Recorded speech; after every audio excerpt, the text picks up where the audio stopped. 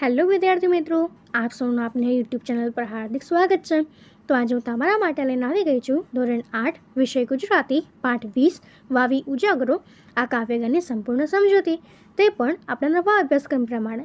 તે પહેલાં તમે જો આપણી ચેનલને લાઇક અને સબસ્ક્રાઈબ ન કરી હોય તો તે જરૂરથી કરી દેજો. તો ચાલો આપણે આ કાવ્યગાની સમજૂતી મેળવીએ.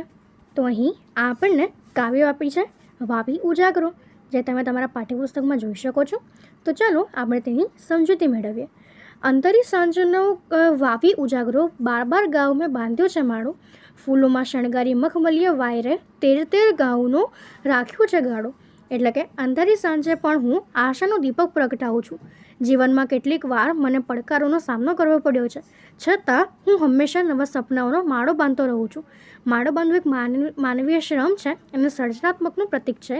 સમયાંતરે ફૂલોના સુંદર રંગો અને મખમલી વાયરો જીવનમાં નાની ખુશીઓ અને આનંદની ક્ષણોની અનુભૂતિ કરાવે છે.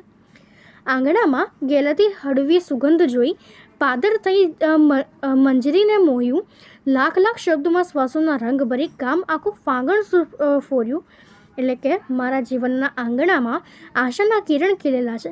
જે રીતે ફૂલની કળી ખીલી ઉઠે છે એ રીતે હળવા સુગંધિત પવન સાથે મન શાંતિથી મોહરી એટલે કે ખીલી ઉઠે છે. લાખ શબ્દોમાં મારી ભાવનાઓ રંજિત થઈને એવી રીતે પ્રગટે છે કે આખું ગામ આનંદ અને સક્રિયતાથી ભરાઈ જાય છે. જીવતરના ઝાડવાને ફૂટ્યા છે પાન અને ફૂટી છે લીલુડી ડાળો. અંધારી સાંજનો વાવી ઉજાગરો બાર ગાઉ મેં બાંધ્યો છે ગમાડો. એટલે કે મારા જીવનમાં ઝાડવે એટલે કે વૃક્ષે નવા પાંદડાઓ એટલે કે કુંપળો ફૂટ્યા છે, તેમજ લીલીછમ ડાળીઓ ફૂટી છે. જીવન નવપલ્લવિત થયું છે. અંધારી સાંજે પણ હું આશાનો દીપક પ્રગટાવું છું. હું હંમેશા મારા નવા સપનાઓનો માળો બાંધતો રહું છું. દરિયામાં છલકાયા છે નવરંગી ગાન અને વાવણીઓ ઢોળ્યો વરસાદ. પગલામાં પ્રગટેલું અલબેલું તાન, પછી લાગણીએ વહેંચાયો કંસાર. એટલે કે જીવનરૂપી સમુદ્રમાં અનેક રંગી સંગીત વહે છે. તે ભાવનાઓ વાવણીના વરસાદની જેમ વરસે છે. મારા પગલાઓમાં ઉમંગભર્યું સંગીત ગુંજે છે.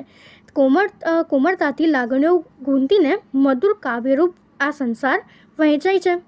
એના પછી છે કે વર્ષે વાયરોને ધોધમાર ચોમાસું, ખાલીખમ સરોવરમાં વાળો, અંધારી સાંજનો વાવી ઉજાગરો બાર ગાઉ મેં બાંધ્યો છે માળો. ક્યારેક જીવનમાં આવી પડેલી મુશ્કેલીઓ ધોધમાર વરસાદ સમી હોય છે, છતાં મારા અંતર્મનમાં સર્વરમાં હૂંફોને આશરો આપું છું. મારું જીવન ભલે મુશ્કેલીઓથી ભરેલું હોય, છતાં હું સતત આશાની કેડીએ માળો બાંધતો રહું છું. તો આ પ્રમાણેની આપણી કાવ્ય હતી અને એની સમજૂતી હતી.